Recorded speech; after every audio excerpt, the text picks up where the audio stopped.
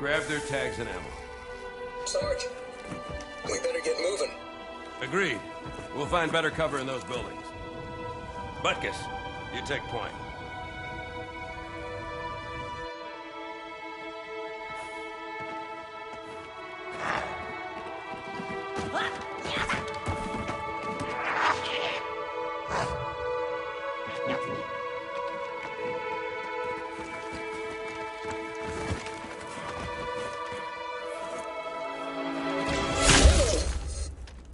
Sniper, third floor left.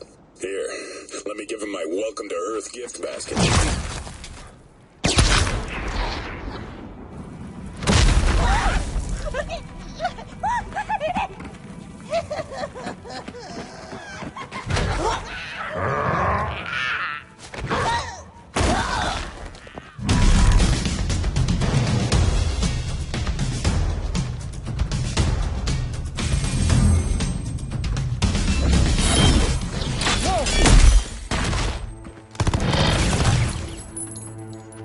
Where is he?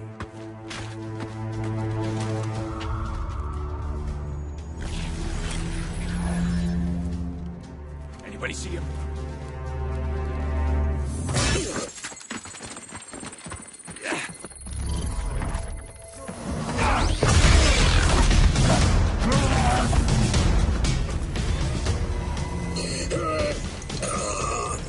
Attention, guys! Cook the bastard.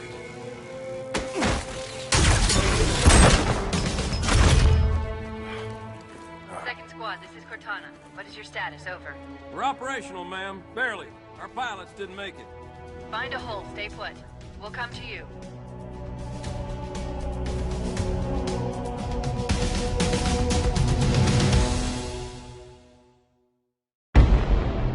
Arbiter, we are nearing the target. Prepare for action. What do you call him, Spartan Lock? I don't understand the question. 117, the Master Chief. He is not your friend. Is he your foe? He's gone AWOL and the UNSC want him back. I'm going to bring him home. I admire your sense of duty, Spartan. But if he has left the fold, he has his reasons. I'm sure he does, Arbiter. And I intend to find out what they are.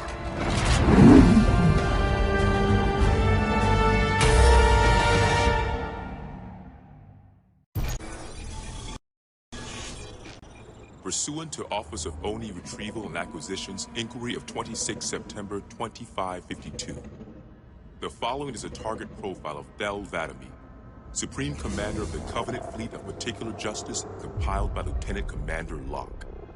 First confirmed contact with 'Vadamee came in 2535 on an unofficial human colony known as the Rubble. After-action reports from civilians, as well as Spartan Units 006, 111, and 120, suggest that 'Vadamee was at that point a relatively minor functionary of the Prophet of Regret. Spartan 006 engaged 'Vadamee in combat on the Rubble. Both parties survived the encounter.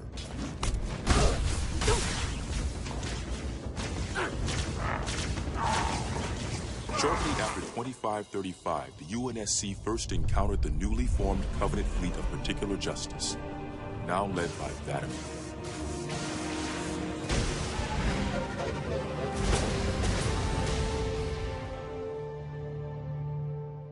Review of early engagements with this fleet show that it quickly grew in size from 5 to nearly 60 ships, as 'Vadamee cut a path through many human systems.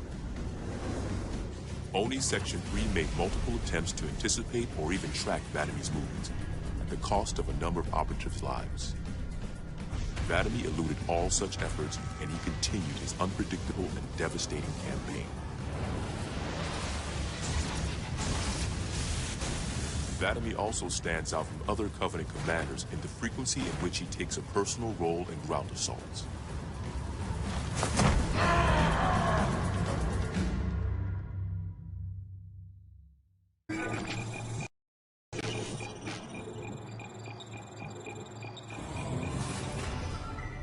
Camber was a major manufacturing center for UNSC fleet materials with a population of 5.6 million. After discovering Camber's location, Vatamy penetrated the early warning perimeter without alerting UNSC forces and began its ground and orbital attacks before most of the planet knew they were in danger. While 17 of his ships bombed key defensive positions, Vatamy led a group of elites in a personal assault on UNSC System HQ.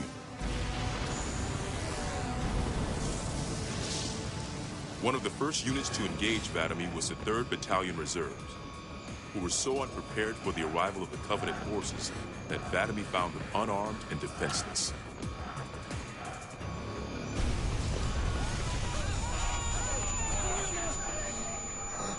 In an unexpected display of what appears to be honor, Vatamy allowed the 3rd to finish gearing up before engaging them in combat. While we've had multiple reports of a strict system of honor and ritual behavior followed by the elites within the Covenant, this is the first recorded example of such honor being shown to human opponents, when even given the chance to defend themselves. 3rd Battalion losses were complete. Vatamy continued his campaign across many human systems, culminating in his most devastating blow against the UNSC at Reach.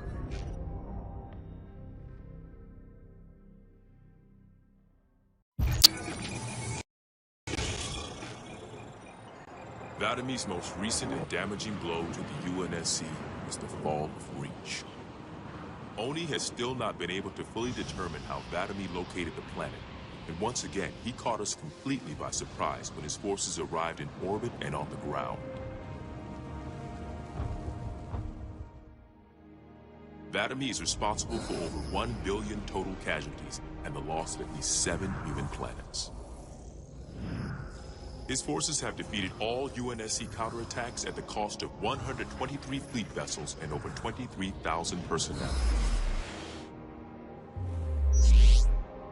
And now with Reach lost, Oni and UNSC strategic AI report a 0% confidence that the Navy can stop Vatamy through traditional means.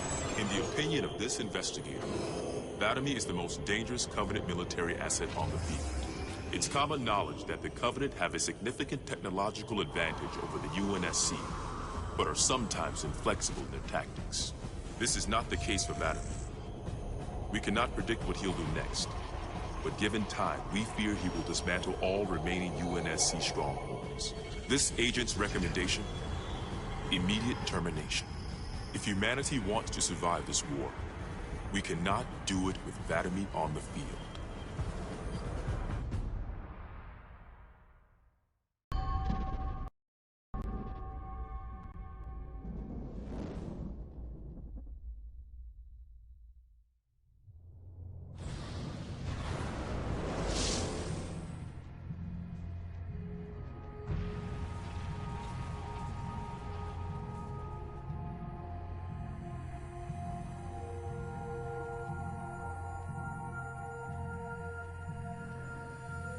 Quite unacceptable.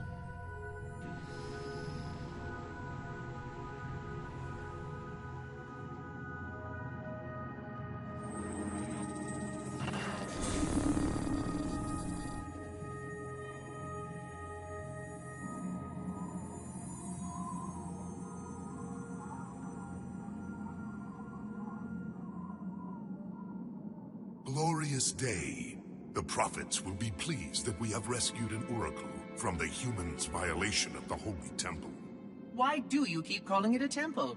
My installation was a weapon, and one which we needed very, very badly. But Oracle, I do not understand. We were told the rings are salvation, a gateway to paradise. Told? By whom? Anyone who told you that is a fool, or quite mad. That installation was a beautiful tool, designed to destroy everything the Flood might feed on. Everything? Oh, quite everything. And if even one Flood spore survived the destruction of my ring... Communications. Shut down all lines to the fleet. We will not notify the prophets of our discovery until I hear everything this Oracle has to say. I will gladly share what I am permitted, but we have little time. What has been unleashed here could destroy everything you have ever known. On that, Oracle, we are in agreement.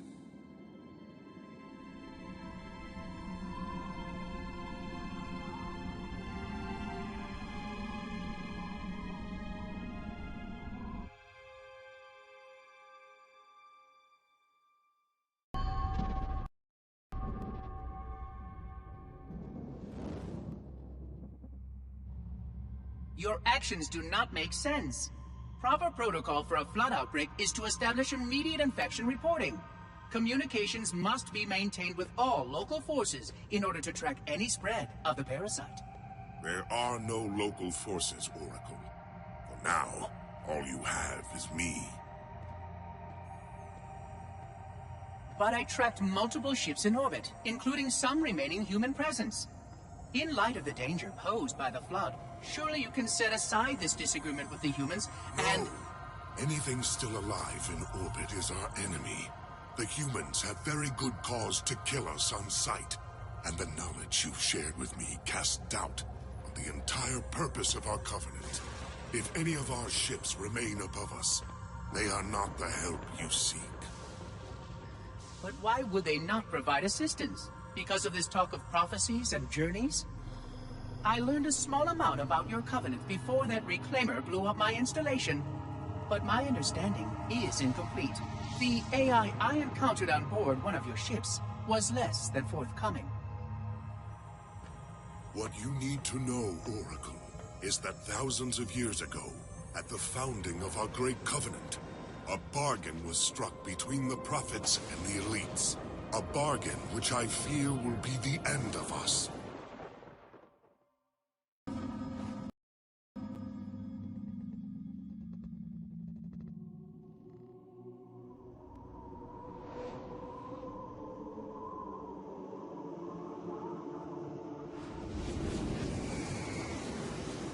Regarding the history of the Covenant and its glorious founding species, the Sanshayum and Sanghili, the record of punished deeds would not be sufficient without a word on the Arbiter.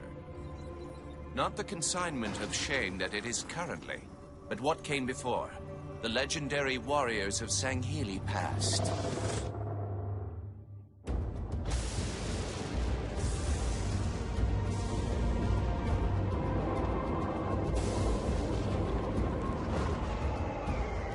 Long before the Covenant, the Sanghili ruled their world with pride and vigilance, surviving the perils of both land and sea.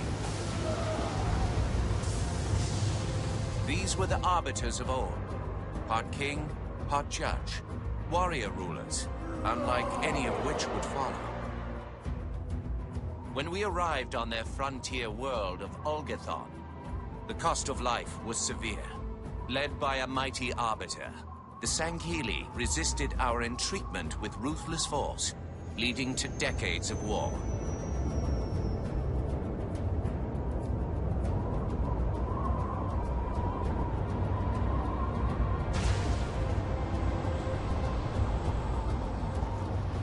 We would eventually triumph, of course.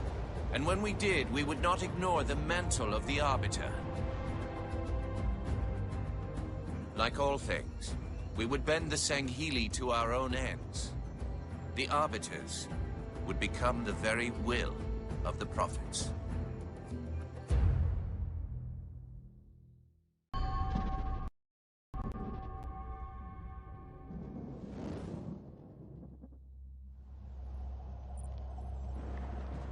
For generations, our holy arrangement put the Prophets in charge of religion and technology. The elites led our military forces to convert new species and find relics such as your Halo.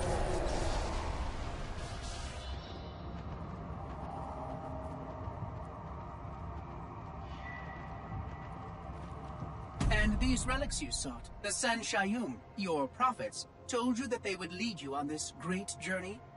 Yes. Transcendence, eternal life. Their promises were endless.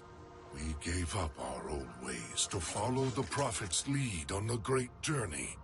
Gave up all of our history. All of our traditions. Not all of your traditions, it seems. This Arbiter you mentioned, hasn't that always been a position of power for your species? Power? It was long ago. An Arbiter was once the pinnacle of our people, leader of the clans, and master of the battlefield. But then, an Arbiter committed heresy, and an example was made of him. Heresy? He challenged the word of the prophets. Challenged and lost.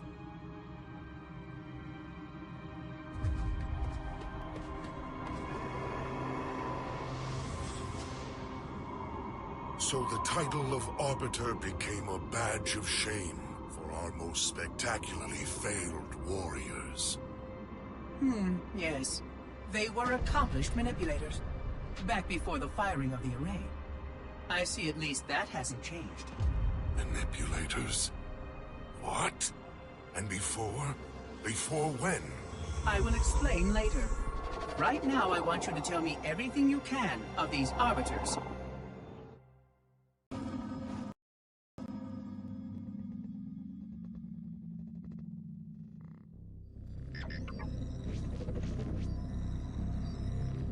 Our holy city was not always as it is, nor was the Covenant.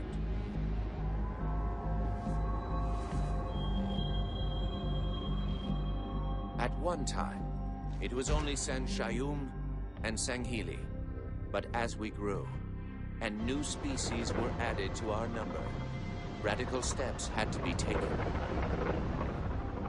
Our first encounter with the Lek Golo was an effort in futility.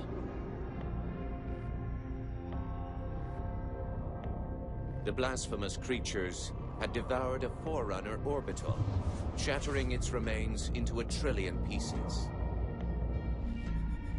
What was left became the Rings of Te. As no conventional methods could purge the rings of their infestation, we sent one of our most faithful, an Arbiter. For a full year, this Arbiter ventured across the surface of one of their moons, learning both their strengths and their weaknesses. It was there that we discovered the Lek Golo's secret.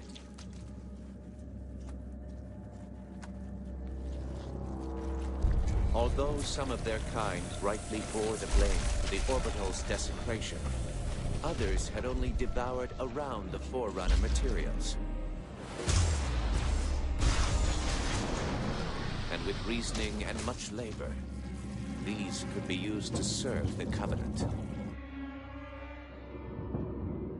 And by these means, the Great Arbiter had given us one of our most sought-after treasures, access to innumerable processing pathways of the mighty Forerunner Dreadnought, and to the many secrets it held.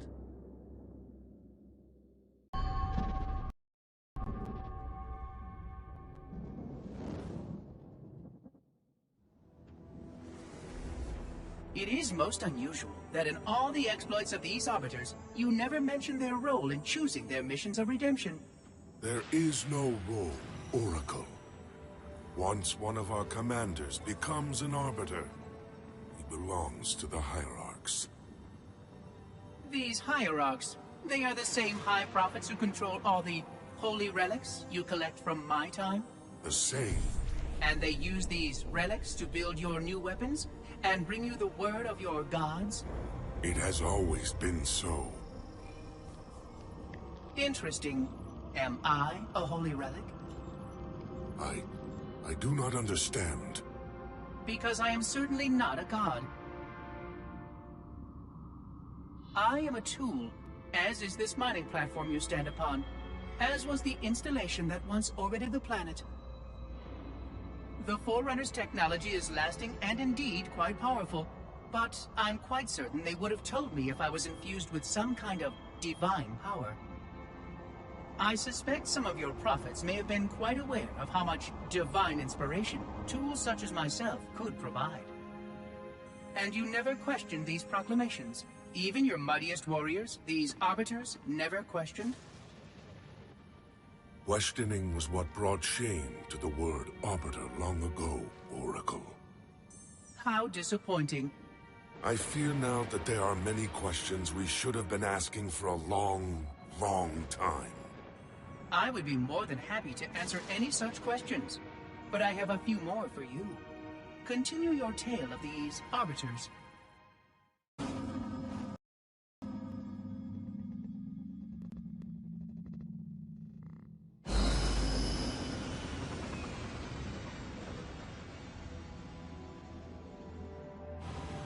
Whereas most species were grafted into the Covenant by faith or mutual beneficence, the Ungoi were not such. Their kind was brought into the fold by force, and it was by force that they were held captive.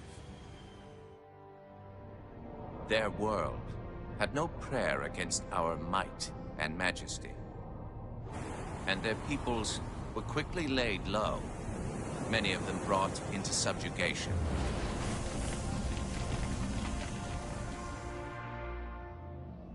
Yet while some species would perish under such pressure, others rise to the occasion, taking arms if need be, fighting back.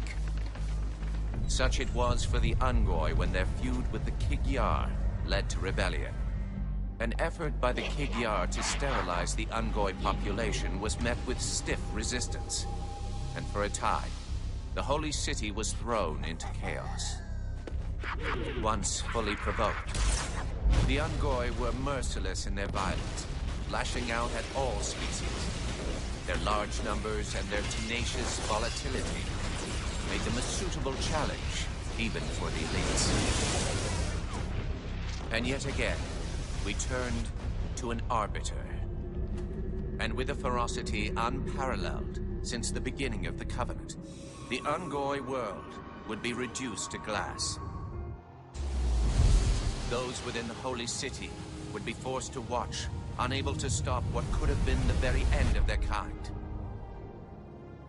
The Ungoi rebellion was brought to an end by the Arbiter's hand.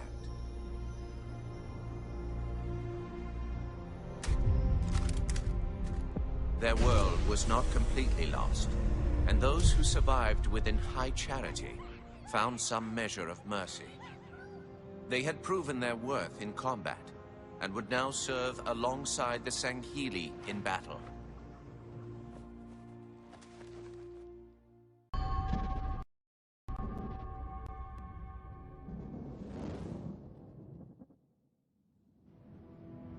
I'm starting to fear that you're not very smart.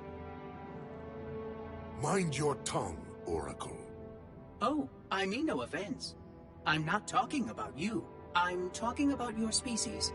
How long have these prophets been anointing arbiters? Since the fall of Falchavami, the first disgraced arbiter, roughly 400 years ago. Incredible! And in all this time, it never occurred to you how convenient it was that your prophets were able to find a powerful, capable leader among your people, who happened to suddenly commit a terrible blasphemy every time the power structure of your covenant was threatened. I do not understand. You do little to dissuade my fears. Then teach me. Looking back at the record of the arbiters you discussed, was it not surprising to anyone that those chosen to become arbiter were more than simple warriors? How so? Each of them had significant political influence among your people. In some cases, that influence was already being used to question the decisions of your hierarchs. In fact, that very questioning often gave rise to the charges of heresy that so neatly removed the challenger from the hierarchs concerned.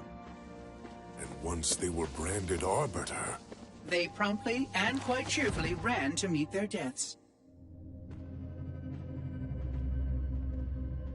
all our lives we look down at the path, put our feet where the prophets tell us. All our lives spent convincing ourselves of the truth of our covenant. Could all of it truly have been wasted? Let's hope not all of it, for we have a great deal of work to do. The Flood is still out there, so I require a cooperative reclaimer to enact proper containment procedures. But your Covenant keep trying to kill all the reclaimers I can find. All this bickering is quite a deadly waste of time. Right now, the most important question we can ask is this. Who could break this hold the prophets have over you?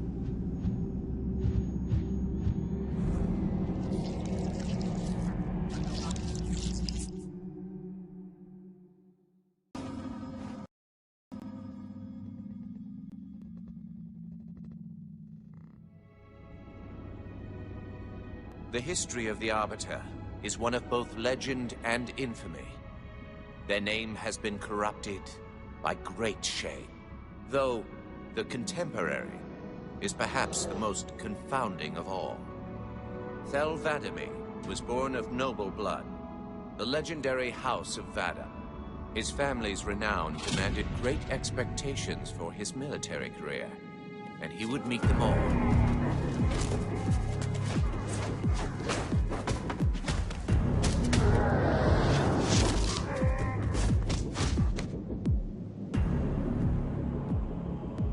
One of the youngest to achieve the status of Shipmaster, and one of the youngest to gain the rate of Supreme Commander. In our campaign against the humans, few have risen to renown as 'Vadamee. World after human world, all laid low for the sake of the great journey. But then came Halo. Shame unto shame.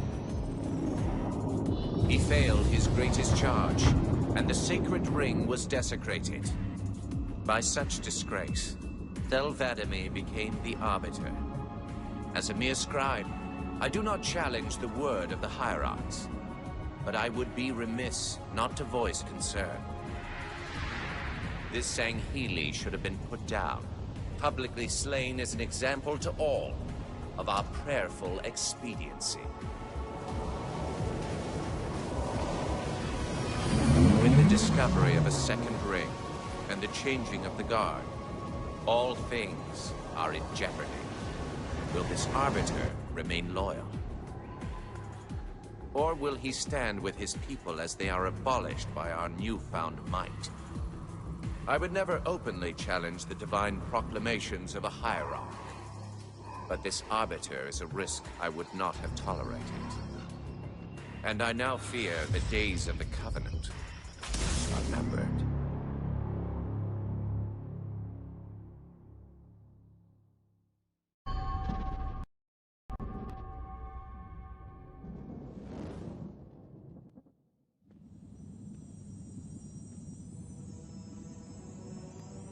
The only one I would trust with this information is probably dead right now. He was commander of the fleet that brought me to this system. Thel 'Vadamee was his name. But after hearing you tell of the destruction of the ring, I cannot believe that he still lives. His orders were to secure the ring, to prepare it for the arrival of the Hierarchs. 'Vadamee never fails in his duties. If the ring is no more, then 'Vadamee must be dead. Duty can indeed be a dangerous virtue. But even if he did live, wouldn't this sense of duty make him quite unlikely to set aside his allegiance to the prophets? Perhaps not. And he would never betray our people. No, if we were able to just speak to him, explain everything you have told me. But no, these are futile hopes. If he did live, and if he was returned to the High Prophets, they would most certainly punish him for the destruction of the ring. In fact, he would be the exact kind of leader the Hierarchs would make Arbiter. They would need someone to blame for the loss of the ring. His influence within the fleet grew with every one of his victories over the humans. And if he did become Arbiter? Then he would be lost to our cause. Without the knowledge you've shared with me, he would obey the prophets without question. I doubt he would even respond to his former name. I don't know what it would take to overcome, but as you say, we don't have time to ask such questions, and 'Vadamee is almost certainly dead. If all your hopes rest on him, then I fear for the future of this galaxy. As do I, Oracle. As do I. But I will begin our fight Make others aware of the lies the prophets whisper in our ears. And soon, we will find more who will take up our cause.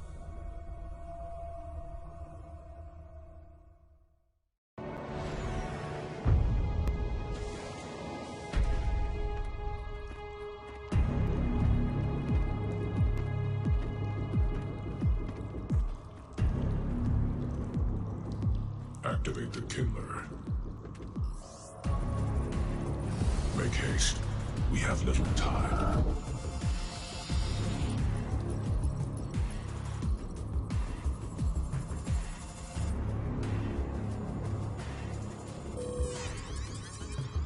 It has been found, Commander. Very well.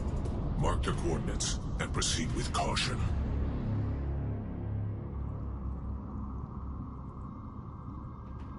And to think, it has been under their noses all this time. Humans are foul animals. They lack the intellect and the purity to discern the ways of gods. Prepare the Luminary for retrieval. The Hierarch will reward us for our devotion.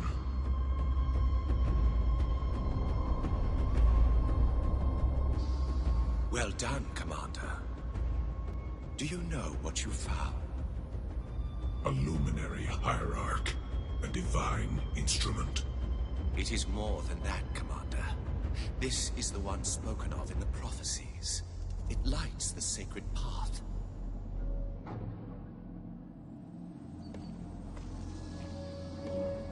Stewards, good news, I pray?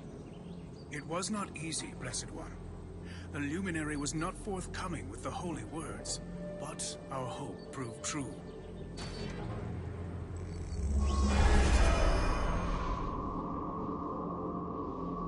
The sacred rings. Halo. And not Halo alone, High Prophet. It also told of this. The final home of the Forerunners, and the creation of the sacred rings. The Ark. By the gods. It is glorious. The stories were true. Where did the gods hide such a treasure? It lies far beyond the borders of our galaxy, accessible only by way of portal. The one portal the Luminary spoke of was here. The Forerunners called it Erde Tyrene. Our calling is clear. We must go there at once. We will take the ships in our command and go to this world immediately. This Erde Tyrene. Take heed, brothers. Your work signals the culmination of our Covenant's holy quest. Hold fast. The great journey is at hand.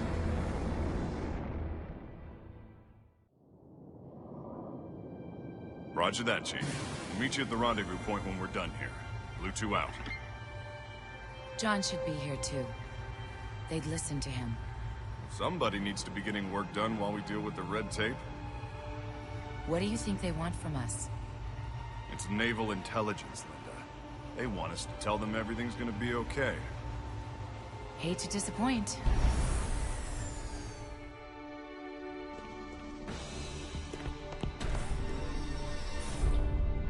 Blue Team. Where's the Master Chief? He asked that I answer the Council's questions, sir. We've been reviewing your report. You found a Covenant command and control station. It says here they were amassing an invasion fleet of more than 500 ships. The station was sufficiently disabled, but the threat is still out there. I have the report, but for the record of this council, what was this fleet's intended target, Spartan?